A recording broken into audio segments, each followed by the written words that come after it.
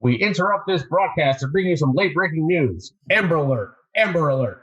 There's a 78-year-old man walking around Washington, D.C. who's claiming to be president. And if you want to be alerted to all things stupid, go to www.NTTFGPOD.com and subscribe. I'm Rock. And I'm Archie. Well, our opinions, they might not matter to some, but... What are you doing in there? It's a podcast. Immature, crass, trashy. And those are their good qualities. These poor schmucks are a couple of IQ points away from eating paste. But when it comes to music, sports, and comedy, well, that's all they know. You're listening to Not These Two Fucking Guys. Not These Two Fucking Guys podcast.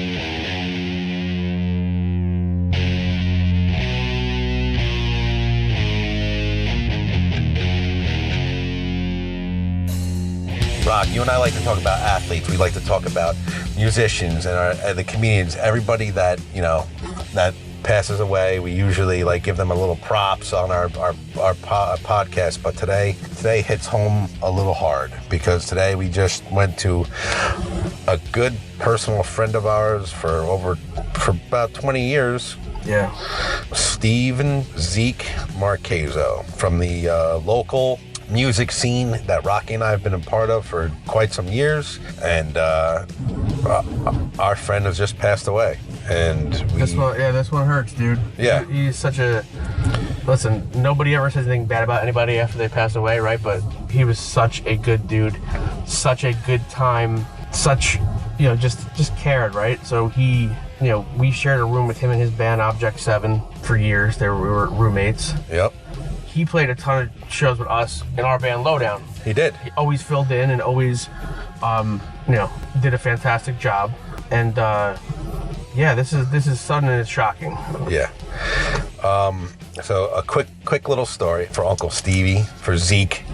But 2002, 2003, I could be off on some years. I went to Compact Disc World in Totowa. I'm going to say half the listeners right now are saying, what the fuck is a compact disc? Compact disc, a CD, friends. Compact Disc World was in Totowa, New Jersey on Route 46. There's a Ticketmaster in there. And there's a Ticketmaster there. So I show up by myself to purchase Life of Agony tickets. And it just so happens that this other kid was there waiting online for Ticketmaster to open with me. And I got to talking to him and I said, yeah, I'm in a band. He's like, so am I. I said, I'm in a band Lowdown. He's like, you guys play Connections? I'm like, yeah. He's like, we do too. What's the band's name? He's like, Object 7. And I'm like, oh, cool. And he's like, yeah, I'm a big Life of Agony. I go, I'm a huge Life of Agony fan. We met, we bonded over Life of Agony.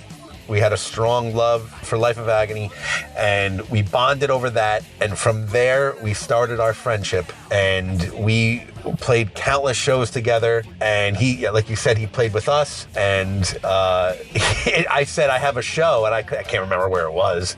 He bought a ticket or two off me that day. That's how good of a guy this guy was. And I'm like, who the fuck is this kid buying a ticket from me that doesn't even know who I am? And I remember you telling me when you met him too. You're like, I met this really cool dude. He's a huge Life of Agony fan like myself. And then we just started hooking up at Connections and meeting up and having beers. That's right. Talking, playing shows. We would play River Runs Red together. Yeah. All of us. Yep. Do you remember the time where Zeke guitar teched for us? Oh, that was the fucking best. And he fucking tuned my guitars differently than what our songs were. That was fantastic. God, I hope he did it on purpose. I never had a guitar tech, and I never had a guitar tech after that. And he fucking, and I'm like, oh my God, this is the coolest fucking thing. I grab a guitar, I remember I played, and I was like, Zeke, the other one. And he gives me another one. I was like, bang. I was like, what the fuck is this? He tuned it differently. He tuned it like it was a different tuning than the song. But that's what a good dude he was. He's like, oh, but I want to say we were like rushing. I mean, obviously we're always last fucking minute with everything. Yeah. Hey, listen, I'll take care of it. I'll tune the guitar, this and that.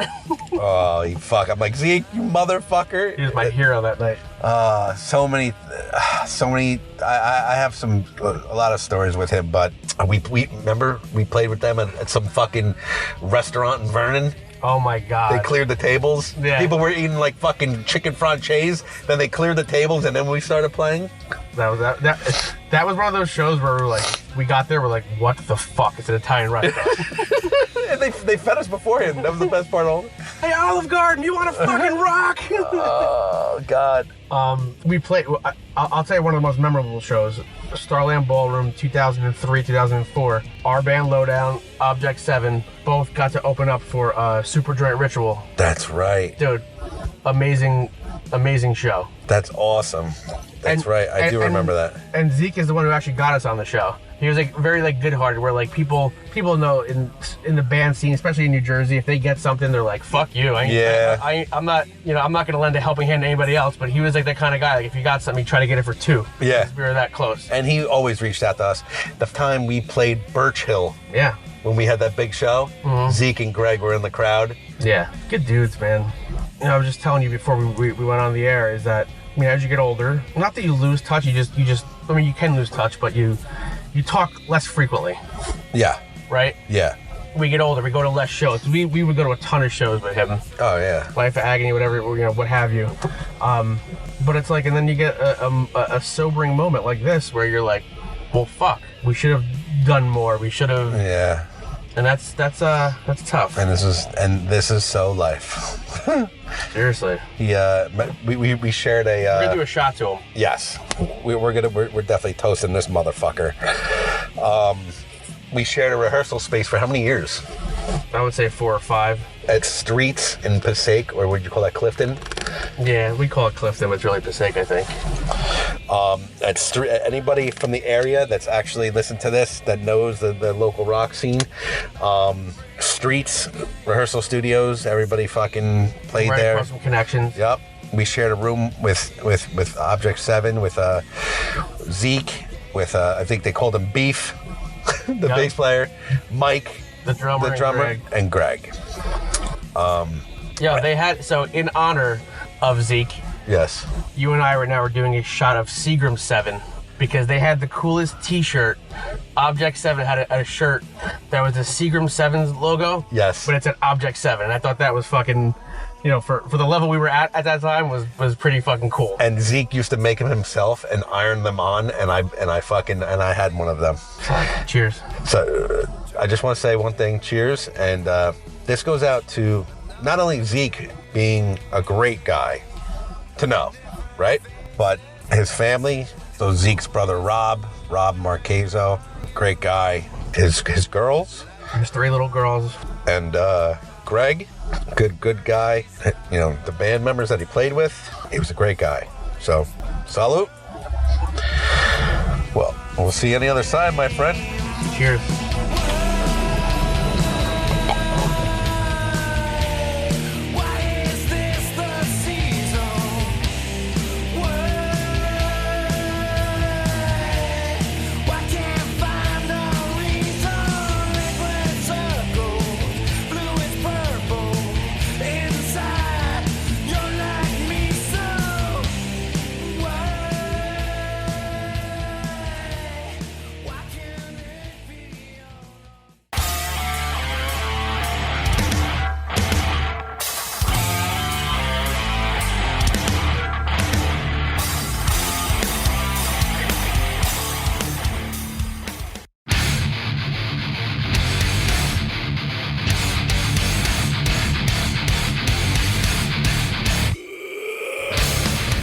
Rocco!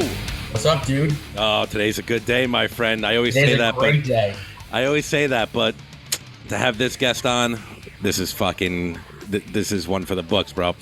When you speak of OGs in their craft, our next guest couldn't be more original, honest, and brutal.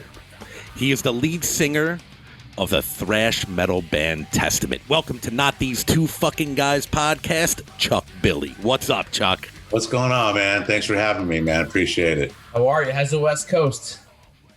It's still hot, still sunny, still burning. Christ, still on fire. Last we heard that it was like coming from two directions. Is that even true? Yeah, it's still, we're getting like smoke from like South Lake Tahoe area and up still in northern. They're like popping all over, but the big one is burning is up in South Lake Tahoe. It's crazy. God. And where are you? You don't have to give your exact location. Where are you? I'm like 2 hours down in the Bay Area, but it's a couple hours from there, but we're getting all the smoke blowing down in here. So it's been kind of like, looks like an old muggy day for off and on, but the weather's been blowing it through. So we've been getting lucky. Had a killer wet Labor Day weekend. It was nice and hot and sunny and clear. So, How long have those fires been going for? Shit, this one has been like a month, man. It's crazy. I just how many thousands of acres it's burned, but damn, they're just now, I think, letting people back in. That I had some friends that have been down here in the Bay for about a week and a half, maybe 2 weeks, that they couldn't get back home. So it's crazy. This shit happens like every year now. It's like clockwork. What happens? It just gets so dry that it gets so dry. We haven't had rain down here in the Bay Area for a long time, so everything's really dry. And then you get fools that lighten off fireworks and shit like that, and it just there you go. It just takes off. It just happens every year. Well, I don't know if you've seen by you, but like by us, bro. We've had a tornado in New Jersey. We don't get tornadoes in New Jersey. What the fuck? Yeah, I've seen the flooding and a lot of water, and it's just crazy, man. Dude, insane, man. We've had friends from, like I said, northern New Jersey. We are really, really close to New York. We had friends, fucking BMW. The water is just right above their beautiful BMW. Oh, man. Right in their driveway. And out of nowhere too. It's not even like, oh, well, the storms are coming. Yeah. In a matter of fucking 20 minutes, all of a sudden there's 4 feet of water. Crazy, man. The climate's just going out of control, man. It's about all them songs I've been writing it back about Nostradamus predictions are all coming true. You fucking predicted. You're ahead of the curve on this, believe me. I know, yeah. The new order is happening, man. Well, speaking of your songs, the Bay strikes back. Are we getting ready? Fall? Are we fucking ready yet, Chuck? We're getting ready. I mean, we've been stuck at home for 18 months, and we finally went and had rehearsals a few weeks ago down in San Diego. And first time we've all got together and wiped the cobwebs off. But it's like riding a bike, man. We got in there, and first day we thought, okay, let's just kind of stretch out and go through the motions. But man, we were on the first day. We were like, man, this feels good. We stayed about 4 days there. By the last day, we were on fire, and it felt good, man. It was just, for me, I wasn't sure because, of course I had COVID and I didn't know how my lung capacity would be singing like full on. It's different singing in a microphone in your house. I got a little studio set up here, but getting in the real room and getting the guys and the PA and everything, it's a whole different feeling. But man, I got to tell you, I was feeling pretty good. And everybody was on fire. Gene's been playing like every day. Mm-hmm. He's doing, some sort of teaching. I forgot what he's doing, but he's been playing on fire. So he's been motivating us like, come on, guys, I've been practicing forever. You guys better be up to snuff when you get here. Yeah. And we were, man. So we had it was good to see everybody. And we're getting ready to leave tomorrow for Blue Ridge Mountain Festival back in West Virginia or somewhere like that. And so that'll be the first show playing on stage. First time we get to play some songs off the new record, Titans of Creation. Yep. So that kind of screwed us up. The COVID, came out April 2020. Okay. So COVID hit and all the tours canceled. And so, here we are, first show 2 years later, promoting the record, So I told Archie, it sounds weird, but you made COVID seem real to me because you were the first person that was famous that I heard of that got COVID. It was early on, right? If my memory serves me correct. We came home with COVID March 10th, 2020. Oh, wow. And we were right in front of it. It was chasing us all through Europe. And fortunately for us, we had the Italian show because Italy was really hot at the time, couldn't get in there. So we decided to cancel. Plus then that shut down, we couldn't even get in. And then we had a day off in Spain, a couple days off there. And I think a lot of us probably got sick there because we were out rolling around and checking out the city. And we didn't know. I mean, I don't know. We took it serious, but we didn't, of course, you never think you're going to get sick. And so until and then we got the last show in Belgium was canceled. Our Germany was canceled. We were supposed to play like a Belgium festival, and actually the promoter came in and said, "Hey, we just got a call saying, we should cancel the show." And doors were just about to open in 20 minutes. And the promoter was pretty cool about it. He said, "Look, we got everybody here. Yeah. Everybody's, getting ready to come in. We're going to go on with the show." So we're like, all right, this is our last show. All right, tomorrow's canceled. This is it, guys. Yeah. And I think, none of us really were feeling it sick, but we were just getting tired because this is the end of a tour. You're already worn out. And we all woke up like we had a flight at 6 a.m. and first flight out of Europe. And we woke up on the bus about 3:30. Bus driver telling us, "Hey, president just shut down the borders." Well, what? Oh man, let's go, man. Grab the shit. Come on, guys, let's go. So we got in the airport. We were first in line. And it was trippy because we started seeing all these people canceling their vacation, just showing up to the airport trying to get home. Yeah. And luckily we got on the plane, and I know my wife, she got sick. She slept through that whole flight. So I knew she was probably not feeling well. And then the next day she was sick, and I was okay till 2 days later. Then I started feeling sick, and then started just talking amongst all three bands in a group text that we had going on, and come to find out everybody's just started feeling the same thing. We knew, oh shit, we got it. Yeah. And we got home, and that very first day we actually called Kaiser and said, "Hey man, we just been all through Europe, supposed to be in Italy, all these places that you guys talk about on the news. We want to be proactive and get tested." And at the time they're like, "Well, you got any symptoms?" We're like, "Well, no, I'm not sick, but I just told you we've been everywhere, we're trying to be proactive."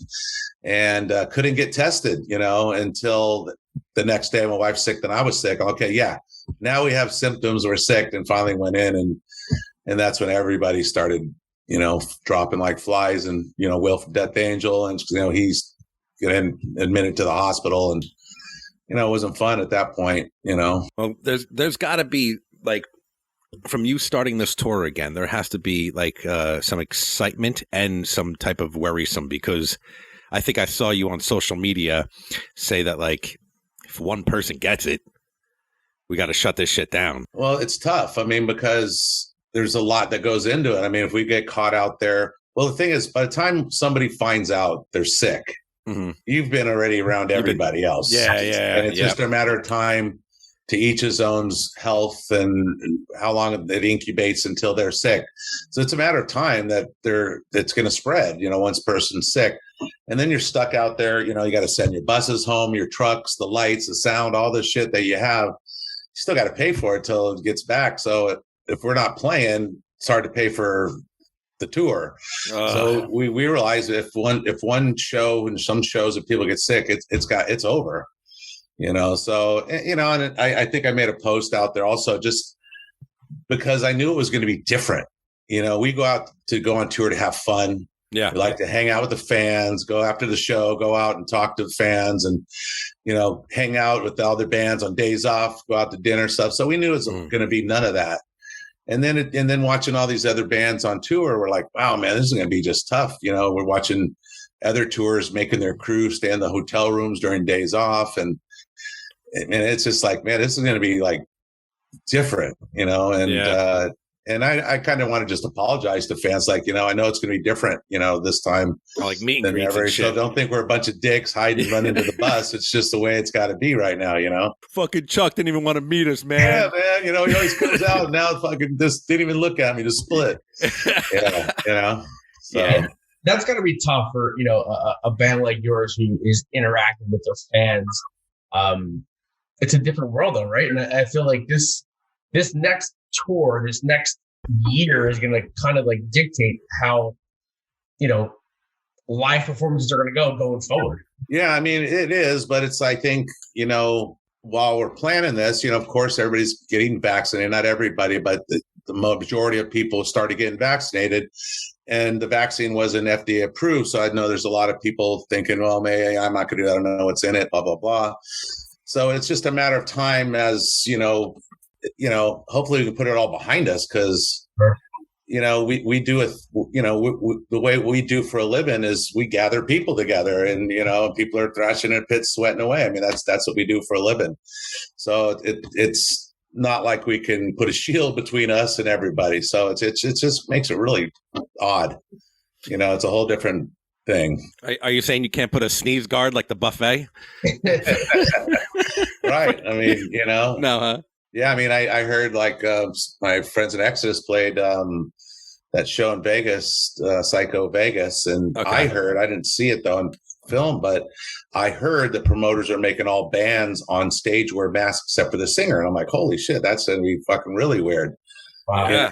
So, but I didn't see them forcing it because I see a lot of bands without it. So, who knows? And I know friends from that show came home sick, Yeah. And, Now, so it's tough. this is just like a side note, but like one of my favorite bands is Kiss from back in the day, and I'm like, oh no, Paul, not you. Oh no, Gene, you're older than Paul. Oh no. But it goes to show you, man. Can you imagine the bubble that those guys live in and create for their tour? Yes. And can't even. I heard that the crew gets up there, sets up the gear, and then leaves, and the band comes up, does the sound checks, and then splits, and the crew comes back, and they totally just don't see each other. Crew's got to stay in dressing rooms and everything, and it's still someone still gets sick. Yeah, then, that's how Kiss has it, regardless of COVID. Right, but I mean, it just goes to show you, like, oh man, it's just. Man, and we're in a much smaller environment. These guys playing big arenas with plenty of dressing rooms to isolate and get separation. Where we're thrown in 3 dressing rooms in a common room backstage. Some of these venues, and so it's a tough thing to face. And when we first planned these tours, we're like, okay, COVID's letting up, restrictions are lightening up. Let's book a tour. Let's get this thing going again. And you're thinking, okay, because we booked this, I don't know, 6-8 months ago, thinking, okay, by the time we get out there, it's going to be better. And here we are, and it's kind of not. So, what are you going to do? It's so funny because I remember when COVID hit and they're talking about they shut down, all these venues got shut down, tour stopped. And they're like, yeah, well, you won't see like touring again until fall of 2021. And like back then, I'm like, what? And now it's coming to fruition, right? And now some tours may be canceled, which is insane. Yeah, I mean, when we first heard it was going to be summer of 2022. Oh. That's what we were told because, of course, we always go to Europe every year to do festival season. We knew, okay, we're not going 2021. And so everything got moved from then to next year. I mean, we had our whole Titans of Creation tour laid out. I mean, we had like a year and a half laid out. So all that had to get pushed in the next year. Mm-hmm. And here we are now pushing Europe further back, and we're making plans because Europe, I think, isn't as on it as we are here in the U.S. as far as vaccinations. And it's just, different countries and different regulations, Rocco and I talk about this on the podcast, and I'd like just to hear your thoughts on it. I don't know, but does someone have to be vaccinated to enter one of your shows, to enter that tour, or no? Well, it all depends on the venue. The venue? Because we do a lot of Live Nation AG. That's who does our tour. So they're putting a lot of restrictions on have to show proof of vaccinations. Okay. And that was kind of also an issue because I know a couple people in some bands weren't vaccinated. We're like, man, you can't even get into this gig, play the show because you're not even vaccinated. Yeah. So we got problems. So, we're I mean, it's a shame. I mean, again, vaccinated or not vaccinated, if you don't have symptoms, you just still don't know, vaccinated or not vaccinated, it's going to spread. It's too tight of quarters. So, it's going to be a trip, man. It is. We talk about, look, we're throwing our sound guy, our light guy, our merch piece right into the thick of it.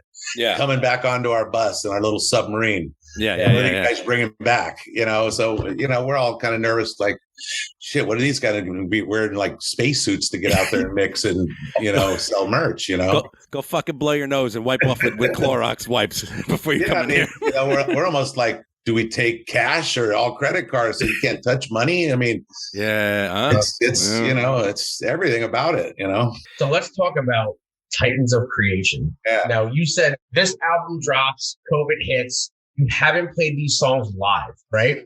We did in Europe. We were playing 2-3 songs in Europe, gearing up for, because it's odd because usually when we do a new record, you pick 1 or 2 songs to play. Yeah. This record had a bunch. The same with the last record. We ended up playing more songs off the new records than old, because it was just killer live feeling. We were playing Night of the Witch, Children of the Next Level, songs like that in Europe, and they're feeling good, So this will be the first people get to hear it in America. We're leaving tomorrow for that festival, and we're going to, play a few new songs, and we're like pumped up for that. Finally, like play some songs for Americans, What will the set list look like? And you don't have to tell me exactly, but I'm saying like I'll tell you exactly. Are you like I always hear like Springsteen? He's writing it right before they go on, fucking 40 songs. But I'm saying like, are you writing it before you go on, or is it we figured it out? I mean, because there's a lot of songs, and when we were doing the headline show, it's like an hour and a half or so. Yeah. But this is we're playing like 3 p.m. We got 40 minutes, so that's like 8 songs. Yeah. Yeah. So, we're hitting them with like Over the Wall, Into the New Order, Practice What You Preach, The Haunting, Souls of Black, Children of the Next Level, Disciples of the Watch, and ending with Into the Pit. Okay. So we're just hitting them fast and furious with some old classic shit. A little bit more about Titans of the Creation. I mean, this record, it seems to me that like as your records progress, it's like it's weird to say, like they're different, but it's always Testament. That's Testament. Exactly. You come on, okay, that's Testament. There's no fucking debating about it. But your records have progressed, and I can hear production value. I can hear different melodies and harmonies. Just amping it up. Next, Titans of Creation. How did you feel when this album came out? Were you just jacked up like after you wrote it?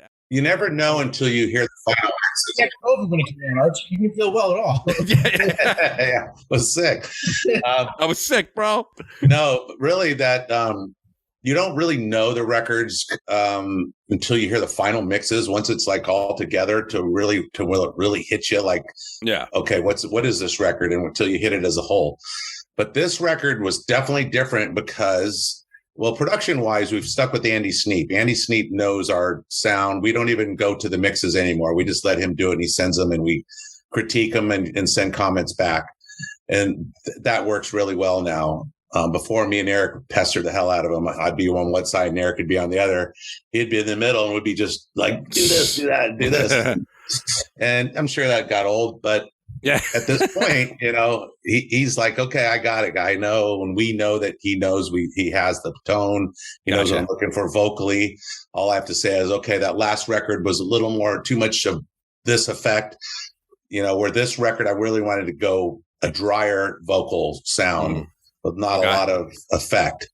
And this record, song wise, was really different because every record when I write with Eric, and it's just probably because I'm a pain in the ass, is that he'll write riffs and he'll give them to me and he'll go, okay, here's the song, and I'll listen, and he'll go, okay, here's the verse and here's the bridge and here's the chorus, and I'll go, no, dude, I want that riff of the verse or the chorus to be the verse riff, and the bridge part that should be the chorus, and I always change shit up on him, always. But the Brotherhood of the Snake record, we took 2 years to write that record, pulling our hair out and going crazy. I mean, we were battling about him not being able to finish the song. We had a lot of parts and a lot of stuff, but we couldn't get our shit together and put them all together. But when it was all said and done, it came out killer. One of my favorite albums. Just like it was a tough process to write those songs. And so going into the next record, I'm like, you know what? I don't want to do that again, dude. I'll kill you, So I don't want to do that. Please, don't make me. And so instead of critiquing the songs, I just said, dude, write me riffs. Just give me the riffs. I'm going to just do my best to what you're giving me. And it actually made it more challenging for me because I didn't question them, even though I might go, I don't care. I don't get that riff, or that's not a metal riff, or that's not heavy enough. I just said, I'm going to take it on and write something to it and come up and do my best.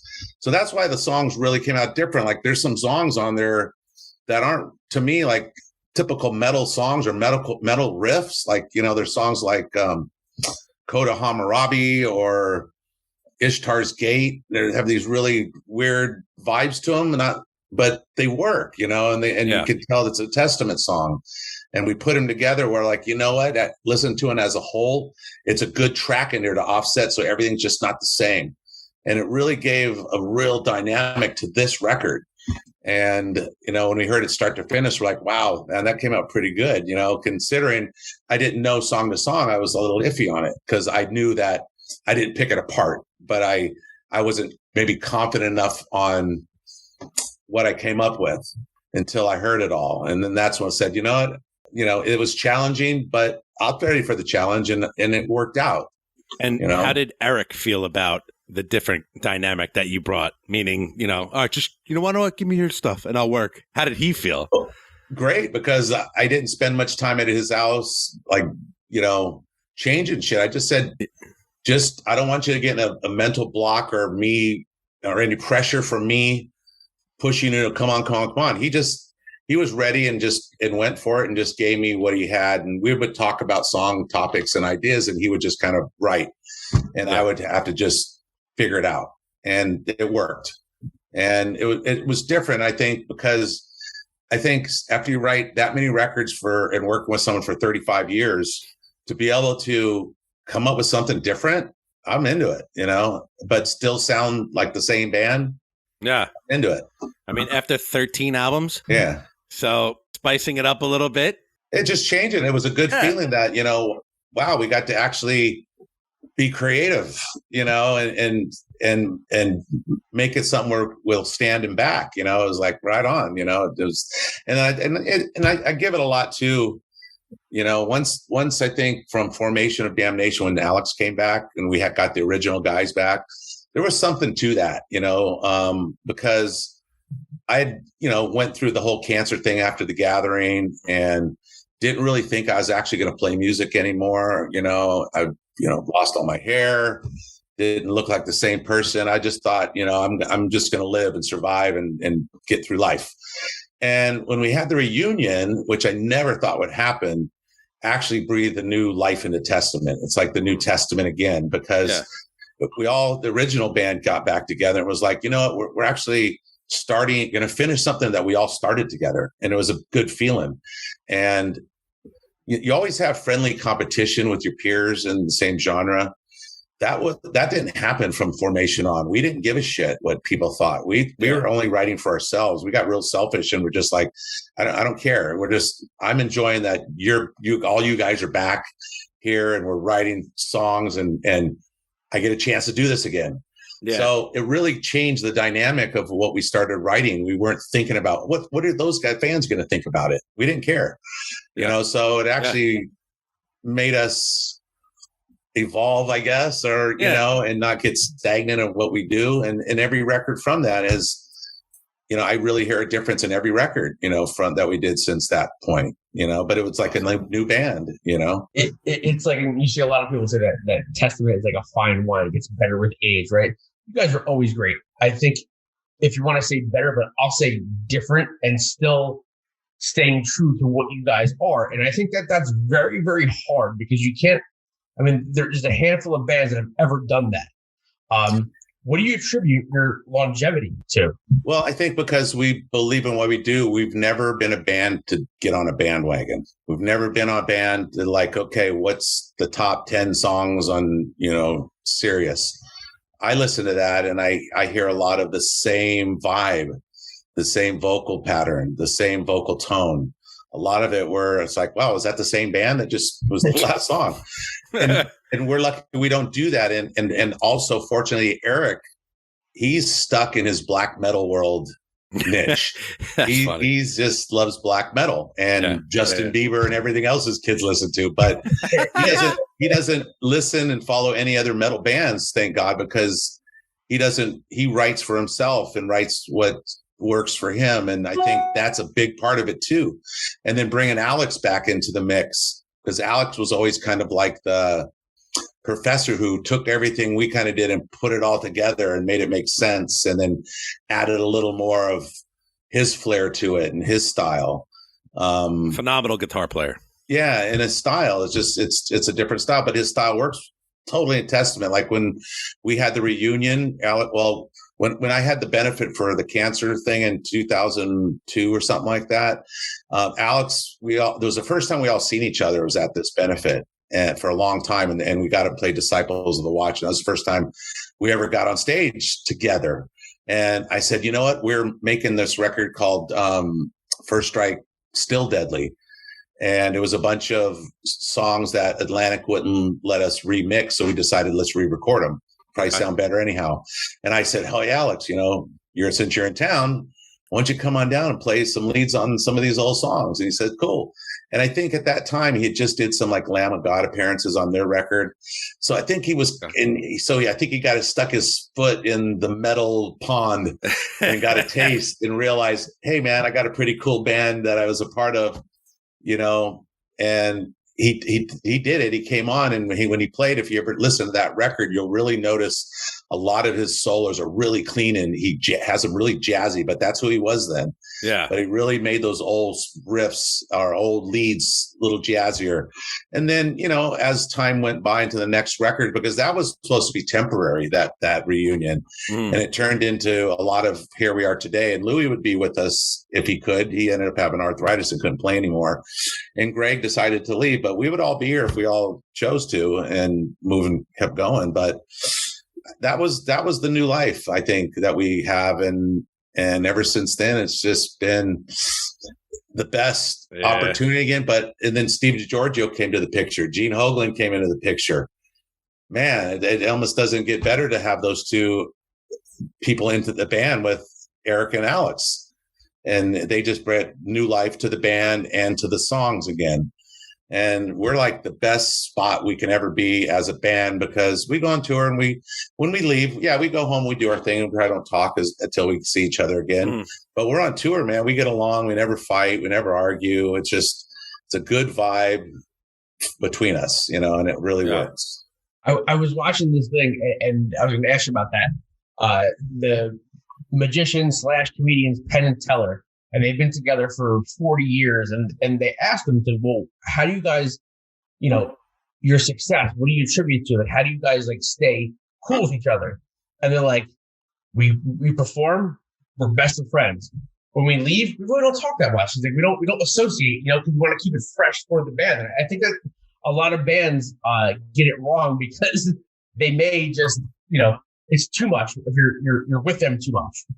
And also, there's bands that say, oh, you can't be in another band. You have to just be in this band, or you can't do other things. And we don't do that. We let Alex, Gene, and Steve do whatever they want. When they leave Testament on the tour, Alex is off doing his jazz gigs. Gene's off playing drums, recording other projects. And DiGiorgio, he's just all over playing bass on everybody's album, so everybody gets their fix when they're away and does what they want. So when we get back together, it's like, the gang's back together again, and everybody gets their little thing out that they did on the side. So it works that way, because I know we paid the price kind of that early on when Alex left the first time, is because we were just metal, and, not giving him chance to experiment and do other things, which he really wanted to do. And because of that, we broke up, and we were like, don't ever want to put someone in that position again. Hey, Rock. Yep. You want to know what I'd like to hear? I'd like to hear a Chuck Billy solo album. Well, it's funny. It's funny to say that. I would like to hear a solo album, because I feel with your musical influences and where you come from, I'm just assuming that it wouldn't be straight back to Testament, straight metal, thrash. I think you would mix it up. You have any ideas? Is there anything in the works? Well, it started in the works, but then things just kind of got held up because I was recruiting some guitar players over the last 6 months to write a record with me. And I was going to use a different guitar player on every song to help me write songs. Okay. And, Mark Morton, I've talked to him. He wants to work and write songs. Gary Holt will write some songs with me. Glenn Drover is going to write some songs. I have a guy, Sebastian Alonso, who's going to write some songs for me.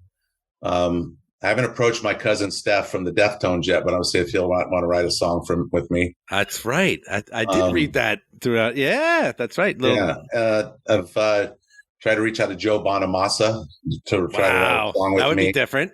Yeah. And so I've been I wanted to be different. And what I've told all these guys that I want to do a solo record, but I don't want to do metal. I don't want to resemble Testament or metal. I want to do something different. And the direction I want to go is the old classic vinyl sounding records, just real clean and dry and big, Yeah. Real tones, not compressed digital stuff. Mm-hmm. I want it to be classic sounding, but have it rock, have it bluesy, have some metal. Yeah. But have it where, because I've done these compilations records for this Cleopatra label, and I've done anything from Michael Jackson. I heard that. Christmas songs. And every time people hear it, go, man, that's kind of cool. And it's tripping. I think about it and go, it was fun to do, and it's challenging and different. So yeah, when I think a solo record, I want it to be different. I want every song to kind of have its own personality and stand on their own. So that was kind of my goal. If I do a solo record, maybe I'll do a few, but if I do one solo record, I want it to really be something that I'm like challenging to me, different for me, and different for expectations when somebody puts it on, but that'll enjoy it still. I always love when an artist steps out of his or her own way, meaning like I'm not a country fan by any means. I won't do country. All right. That's a line. I draw a line there. I'm not a country fan, but I'm a huge Stained fan, and I like that Aaron Lewis stepped out of he did his thing in country, and he can come back and fucking scream and belt out Stained songs. I love that about an artist, and I would like really, Corey Taylor. I love that about him, how he does his other band. That's awesome, and it's probably fun, doing other things. And so that's what I wanted to do. I really wanted to do that. So everybody I've been telling, just start writing, put the song together for me, but don't think metal, don't think Testament, don't think your band you're in. Just write something cool, that's got a vibe, and just let me give it to me. Let me do my thing on it. That's awesome. How did you start singing? Because your range is sick. And in metal, I think that's super unique. So like, who were your influences? Well, I'm classic. I'm an old fucker, so my hero singers are, of course, Rob Halford, Ronnie James Dio, Bruce Dickinson. Those are the guys that have killer stories and just that's who I grew up with. And I'm a huge Thin Lizzy fan and UFO fan. Okay. So it's always bands that kind of have a melody, it's always been the melody. And I never was a singer. I wanted to be a guitar player. That was my goal from like 8th grade. I started playing guitar and wanted to be a guitar player. My brother is also a guitar player, and he had a band called Rampage. And I used to always go watch him. Me and actually Steve Souza, singer from Exodus. Mm-hmm. Me and him he was best friends with my brother. So we'd always go to their rehearsal, and they rehearsed in a 40-foot semi-trailer. So we'd go in there and just beat each other up and smash up each other against egg carts that were stapled to the wall. And then one day, and all those guys all sang. So they all took turns singing. Every one of them had a song. And one day they threw him in the lyrics and said, "Hey, you're singing today. You sing." I said, "Okay." And so I sang the songs that day, and they said, "Okay, you're going to be our new singer." I'm like, dude, wow. You got 2 guitar players. So obviously I can't play guitar with you guys, but okay. So I said, okay, I guess I'm going to be a singer now. And so I enrolled in some college courses for music theory and vocals and stuff like that. Went to college for like a year and a half and dropped out of that. And during that, I was taking private lessons out in San Francisco. Mm-hmm. And I kind of took that to the end of the lessons with her, and took another group class in Berkeley with a gal named Judy Davis. And she was pretty famous in the Bay Area as a teacher. She was like 75-year-old smoker, just raspy old voice. But she taught everybody, from Steve Perry to Eric Martin to even these classic movie stars like, Lucille Ball and all these people. She has a big history of people she taught. And so I took that and I got a warm-up tape from her, and she passed away. And I took that tape, and I anytime I sing, I take that warm-up and do it for like an hour. I still do this day. Just it's like I freak out. Like I'm not ready to sing. I haven't done the tape, Yeah. So, and it's funny. I was very, very lucky because once I got to the point where I was done with my lessons, I was like, okay, I'm going to join a band. Steve Souza was in the band Legacy at the time, came to my house and said, hey, man, I'm leaving the band Legacy. They had like a 3-song demo. And he goes, I'm leaving the band Legacy to join Exodus. I'm like, okay. That's and awesome. I knew of Exodus because my first studio recording was on Shrapnel Records. And I did a song called Down to the City with a band called Guilt. It was a local Bay Area band. I kind of jumped in and sang with them. And I was up at Prairie Sun Studio, and I wasn't really a big thrash fan or was really into hard metal. I was more into melodic stuff like, Thin Lizzy UFO. And I could hear this loud pounding and screaming and screeching in the studio next door. I'm like, what the hell is going on in there?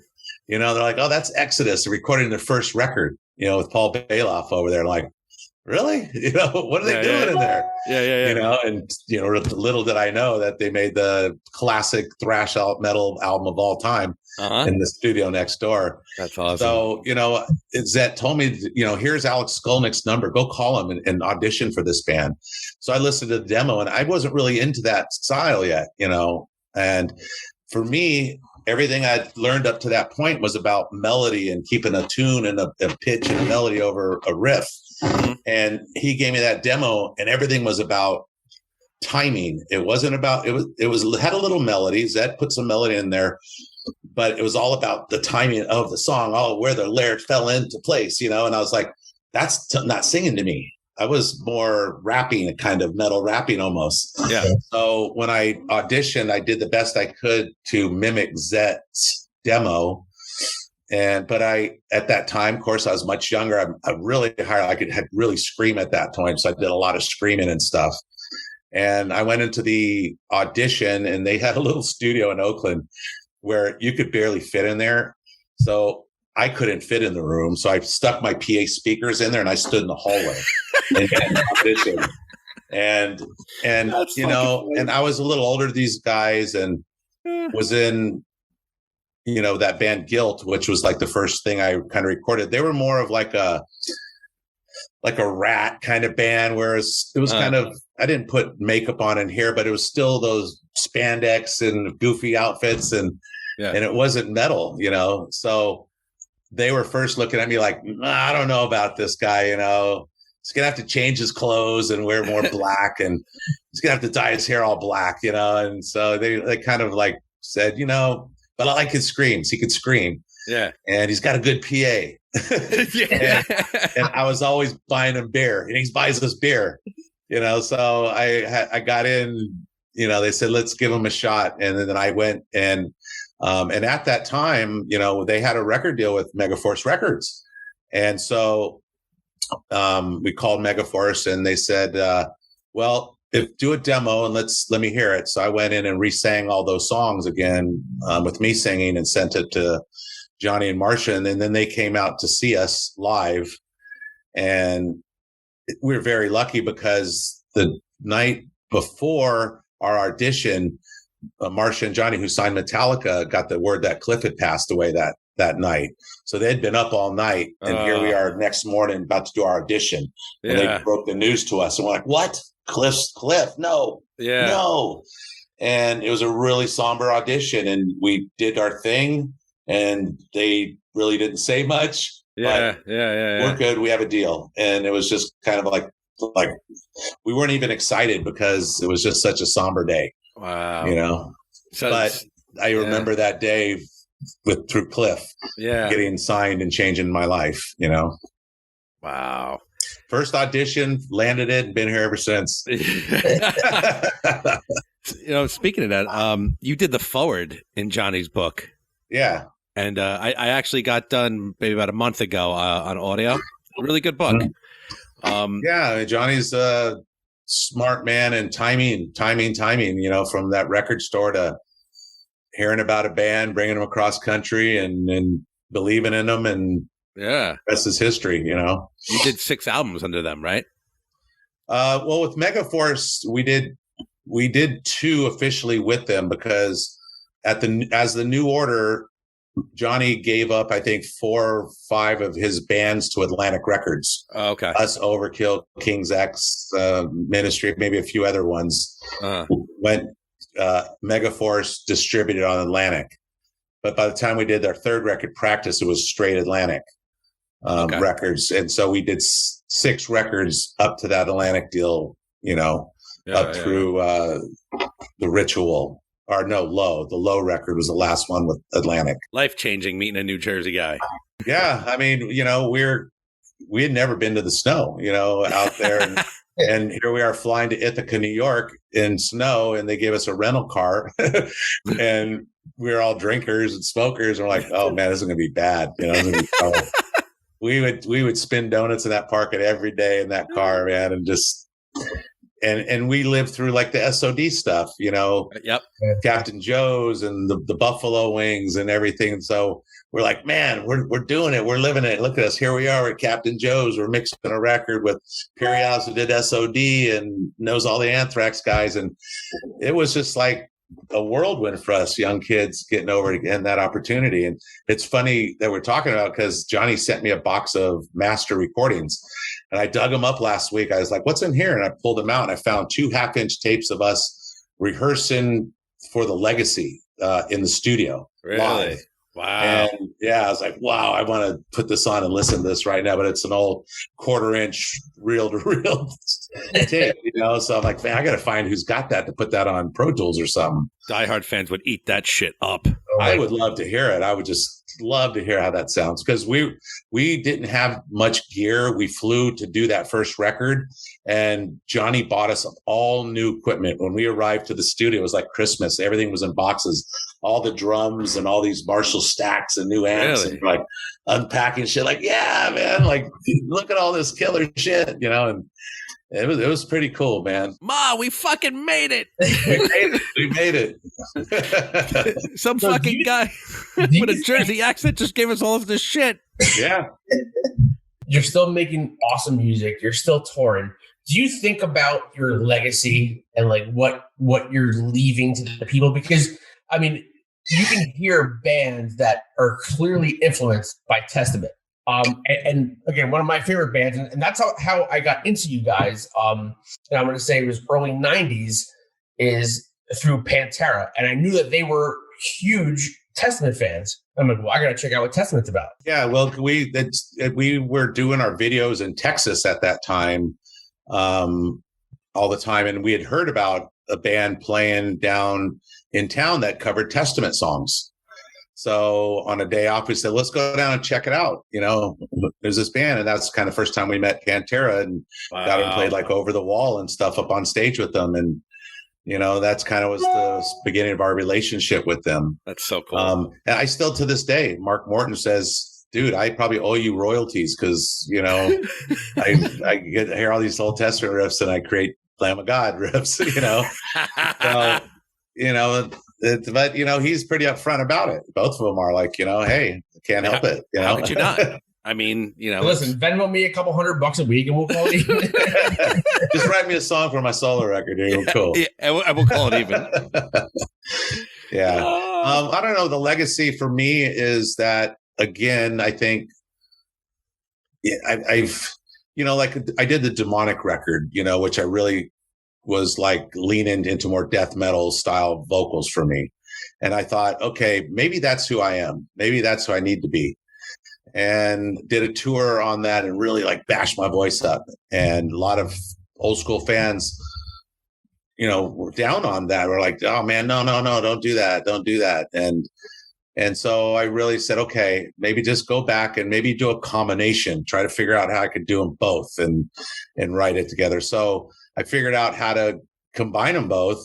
And, over the last since formation and gathering was a turning point for me. That's when I really thought I found how I put it all together finally. And so did Eric. We finally said, okay, Eric's putting his little black metal influence in here with some blast beats, and I'm doing some death and some melodic stuff, and it really works and it makes sense. So for me, my legacy would be just kind of sticking with, I don't know, I guess an old soul melodic guy, but trying to be modern to sound like I can still compete with newer bands.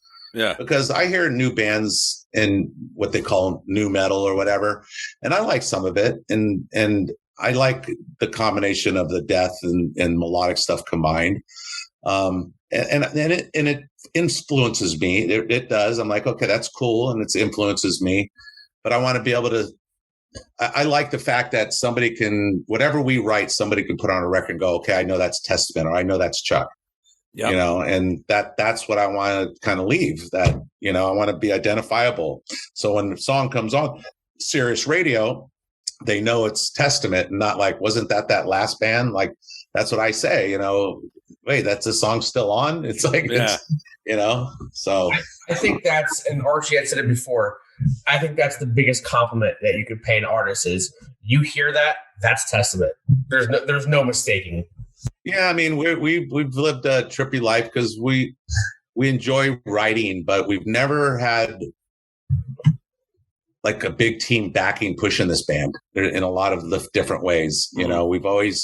We've self-managed ourselves, which maybe is a downfall. We weren't having people chasing and pursuing things for us, so we've kind of are like an underdog, underground, like the underdog really, in this kind of genre of music. But at the end of the day, we could still hold our own live. We still enjoy live, and we still hold our own writing, still music that still sounds current. We don't sound like we're a 35-year-old band rehashing riffs and stuff. We don't. No, you don't. Not at all. Well, there's so many things I wanted to get to. I gotta ask him one thing though. Go ahead. Chuck Billy voiceover work. Yeah. I have one of my buddies, Brad, is a huge Marvel fan. So I have to ask it. How did you get into that? That's pretty awesome. Well, I've been doing that for 4 years. I've been doing voiceover stuff. Okay. I've auditioned from everything from Kmart, AC/DC to Taco Bell, to everything. I've done that. I didn't land all the gigs, but I've said in my auditions, I work for this company, Imperium 7 down in LA, and I'd fly down there. They'd have something for me. I'd fly down there and do the audition. Came real close to a lot of cool things. And then this popped up for the Marvel thing during COVID. The director was actually a Testament fan. So he thought, oh man, this would be perfect for Chuck's voice. So he brought me in to do, I don't know if you've seen it yet, but it's out there now on the Disney Plus channel. No, I didn't. I want to see this. So, yeah, it's called What If. Okay. Like what if Superman fought Batman? What if? Yeah. So I did it, and I flew, and I was Dr. Evil Strange, and so I do a lot of. I went down to Disney Studio and went in there, and it was cool, man. I dug doing it. I'm like, I go, I want to do next season too, and if you can get me in there. And he said, well, if everything's still good, we'll get you back. But I did a lot of my character. I had some speaking parts, but a lot of it was flying and fighting and a lot of roaring kind of stuff, and talking low and explaining stuff, talking in weird voices and shit. But it was really cool, but what was really cool about it is the director they weren't there. Everybody was on this Zoom TV next to me where I was reading my prompter. There's a big, massive screen there where I'm watching the part. And he would be like, okay, so what do you need on this part? And he's like, okay, so on this part, use the demonic voice, and the like dog face gods. Oh, okay, so I'd get real deep and do that. Like, yeah, killer. Okay, now on this one, do that pinchy, like practice what you preach type voice. And I'm like, okay. And so his direction was always a song title of ours to mimic. And I thought that was pretty cool. And it really helped. Yeah. But he let me do he let me ad lib a lot. He said, dude, I'm just going to let this roll and you just go for it. Do whatever you watch it. And then you just do what you think makes sense. And so it was fun, man. I had a blast doing it. That's so awesome. And I'm sure, because from what I hear, I have friends in voiceover business too. Not a bad gig for some money. Not a bad gig. Do what you got to do. That's why I was trying to get Taco Bell really bad, man. God, what's his name? Bass player. He was in Fuel. He's like a fill-in bass player, but he's like a huge voiceover artist. So is John Bush. John Bush is a huge from.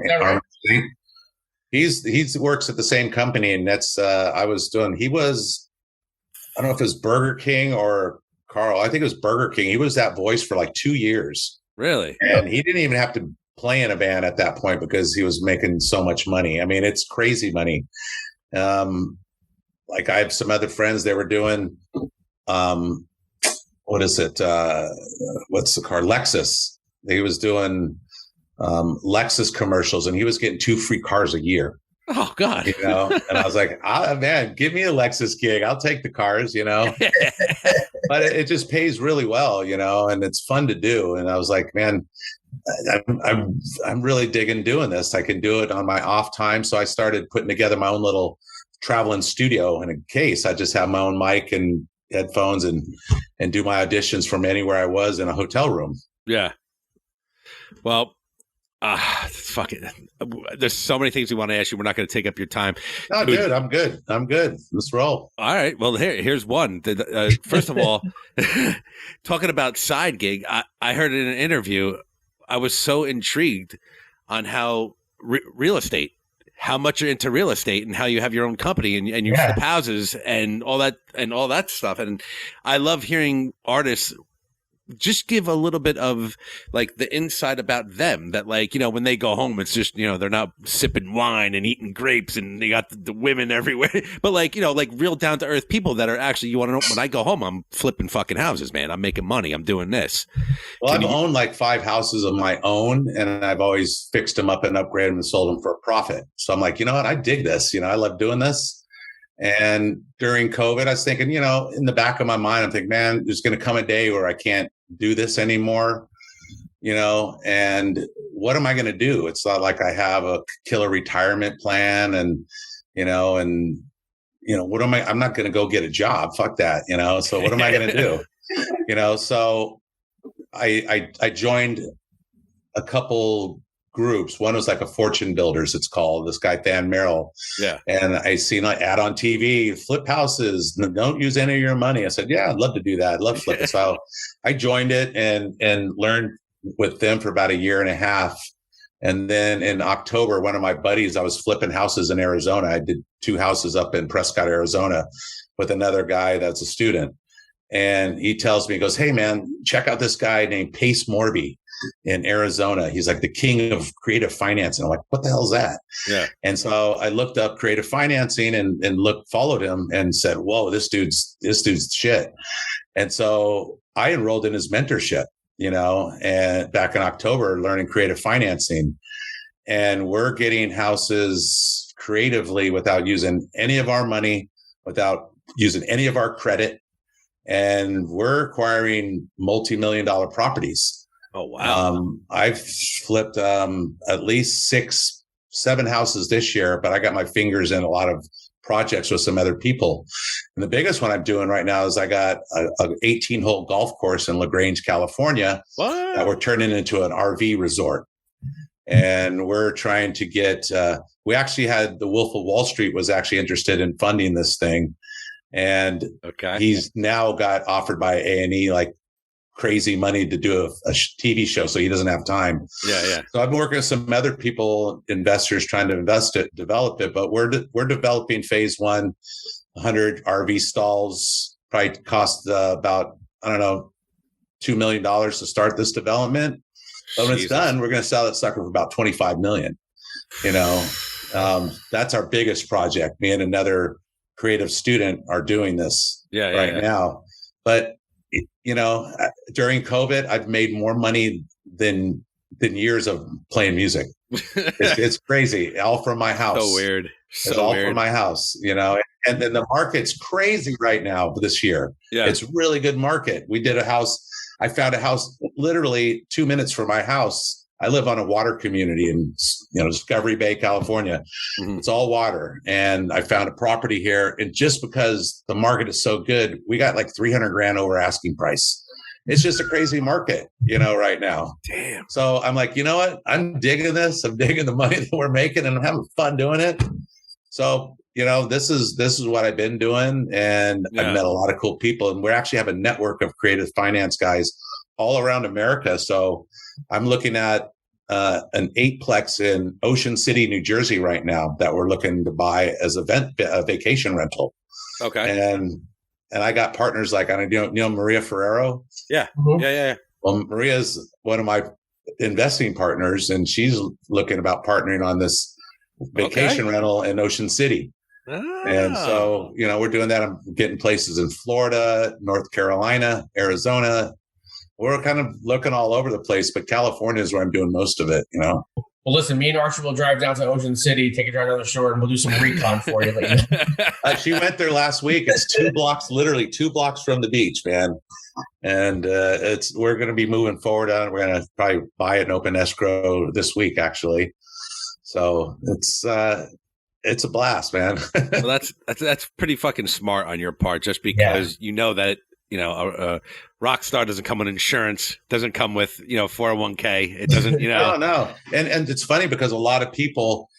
I was actually looking at a place in Brooklyn, and I put on the internet, hey, anybody know any contractors or subcontractors in New York? I'm flipping a house, and all my friends that are roadies that are out of work.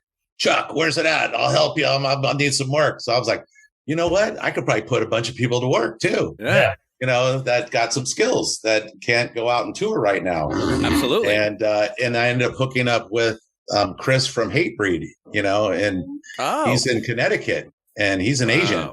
So me and him hooked up, and he gave me a lead on a property, and I was trying to close the property. A guy had a flooded house, and it didn't work out. But, we were trying to do deals together, and I Warren, some Slayer techs, they're agents in New York City. We're trying to do some deals together. So we're hustling during COVID, wheeling and dealing. Man. I heard you talking to Jamie Josta talking about making a TV show about this. That would be fucking awesome. I'm still trying to put that together because now I was asked about it a couple of years ago when I was in the Fortune Builders. I really hadn't gotten the flipping yet. I was just still learning. But Dave Ellison had a friend that actually was looking for artists that did that. And Dave said, hey, Chuck's, be flipping houses. And she's like, well, oh, really? Let me know when you want to do that. I want to pitch a show. And so now I'm like, now that we are doing it, and if I can get some metal crews working on some projects, playing metal music only during the rehab of the project, I thought it'd be awesome. And I even came up with the killer name of the show, banging heads, banging hammers, Nice. Yes. So, we're like, let's see what we can go with it. But, I've always watched like Vanilla Ice. He had a show out there. Yeah. So that kind of like, that'd be kind of cool doing a metal version of that. I think there'd be a huge market for that too. I really do. It would just be something fun to watch, just people on a job banging their heads and shit, cool music. I was just gonna say the whole soundtrack to the whole show is just fucking banging hammers, dude. If I say I met you in an elevator and I said, "Hey, Chuck, how you doing, Chuck? How's everything going?" "Yeah, my name's Archie. I'm a video editor, blah, blah, blah. You're in a band?" "I never heard of your band before, man. Give me one album. Give me one album that pretty much describes you." I would have to say The Gathering. The Gathering for me has the new version of Testament, but still has some of that classic thrashier Testament on it. Vocally as well, just combining everything I've done and up to that point is the record. The Gathering would have to be the one. All right, that's cool. Because sometimes I ask that I like asking that question, and then sometimes we're like, "Oh man, I don't know," or they say, "Oh, the last one we just did." Well, it's funny because the Legacy to me is probably, and the New Order, my favorite songs, but they were so long ago, they sound terrible to me. I mean, because we didn't know how to record. We took everybody else to record us without any knowledge of what we were doing. Yeah. And I listened to those records. They sound really tiny and compressed. Mm-hmm. And that's why I was really on Atlantic. Like, come on, man, those records if you can just give them a modern sound and we remix those things, be killer, man, because you can't recapture that vibe of what we did then. And they wouldn't give us permission. So that's why we did First Strike, Still Deadly. But those two records to me, and because it never fails. Whenever we put a set list together, it's a majority of those songs. Okay. Yeah. Well, dude, thank you so much, man. Right on, man. Rocco and I, we really appreciate it. This was so much fun, and just to hear you fucking talk about your career and what you do on the side and everything. This is really cool, and hopefully, maybe a year from now, we can have you back on again, and hear more shit that you're doing, and to hear we'll have the show launched by then. The show will be launched. Yeah, right on. You know what I'm saying? And I would love to hear where Testament, possibly 4 or 5 years, goes from here. So well, because of COVID now and the records, a couple of years old, we're looking to write a new record now going forward. Now get started on another one. It's like okay, we missed that window. Let's just write another record now. Yeah, we're gonna do that. And last thing, I wanted to say this to you: the Kill Switch Engage album, The Crownless King. Yeah. God damn, that was fucking awesome. Oh, it just shows how what an influence you are on them, and for them to ask you to, however that worked out, I don't know if you would love to just take a minute. Like, how did they just ask you and you're just like, sure? Or yeah, I mean, they approached me because we did a tour. We met them the first time when we toured with them, and he approached me, asked me if I'd be a part of it. I knew he was a Testament fan, and I'm a Kill Switch fan. I love the style of what they do. Oh, that's great. And when they asked me to do it, I'm like, oh, of course, dude, of course, Great. But you got to pay me the favor. And if I ask you to do an appearance on our record, you got to be there. And he's like, yeah, no problem. Yes. I love doing that. So I did a song on Jamie Josta's record. Mm-hmm. I don't know, it's Hatebreed. It's Jamie's record, and it's a killer song. I don't know if you heard that, but I did not. Yeah. I heard of it, but I did not hear it. No, it's a really good song, and props to Jamie. He wrote a really good track, and he really let me shine doing what I do on that one. So, well, dude, stay safe out there in Cali, bro. Hopefully, I think you're coming by our area. You're coming to Starland Ballroom in October. Yeah, Starland always. So hopefully we can catch you out there, brother. Thank you so much for giving us your time. Where can everybody find you? Well, I mean, you can find me on my Instagram, chuckfuckingbilly.com. It's FCKN. You can find me on that, but he's like, you can find me on the beach. I'm not a big social guy, it's probably what I'm lacking, and that's I think all of us are kind of that way, but that's all right. We got new management, and they're really pushing us to get a little more involved and connect with our fans. So we got some things up our sleeve that's hopefully going to be launching us out there in the world of social media. So, you probably see more and hear more of us. As long as you keep flipping those houses, bro, don't matter. Don't matter. By the way, if the house someone wants to sell their house, you call me first. Right? You got it, dude. You got it. Ladies and gentlemen, the great Chuck Billy. Right on, man. Thanks for having me, guys. Thank you so much. Thank you so much. Appreciate it. All right. See you later. Later, brother. Bye-bye. Peace.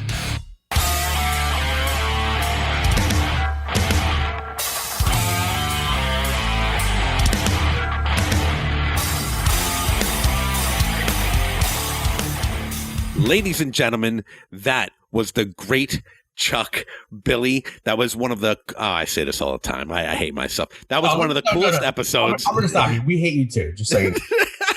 That was one of the coolest episodes. Hey man, listen, I don't want to take up some of your most of your. No, bro. Let's go. Let's keep going. See, Dude, let me tell you something. Class act. We play one good show where like 6 people are clapping for us, and we're like fucking too cool for school. This guy is one of the fucking greatest thrash bands, fucking most influential, and he's cool as fuck. Like humble and cool as fuck. Like, I'm just saying, dude's an icon. He is. And what did you say before the other day? The big what? What? The big 8, the big 4, the big 6. Yeah, not for nothing though. All right. Now, we all know the big 4, right? Yeah. Anthrax, Megadeth, Metallica, and Slayer. I'm going to say this, and this may be sacrilegious to certain people, and it may alienate a guest or two. Well, we don't want to do that. Listen to Testament. Listen to Slayer. I'm just saying. I'm not going to say anymore. Go ahead. Wow. Go ahead. I'm just going to fucking say it. Go ahead. On that note, Rocco, what do you have to say now to the people? If you just heard us talking to our boy Chuck Billy, then you know the dilly. You like to get silly and you do JMO shots with your great Aunt Tilly? Then you just listen to Not These Two Fucking Guys podcast. Yeah.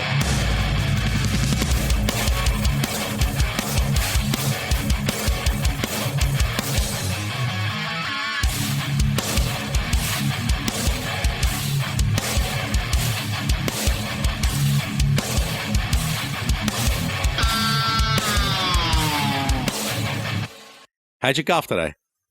Listen, I play straight and short, just like my cock. Fair enough.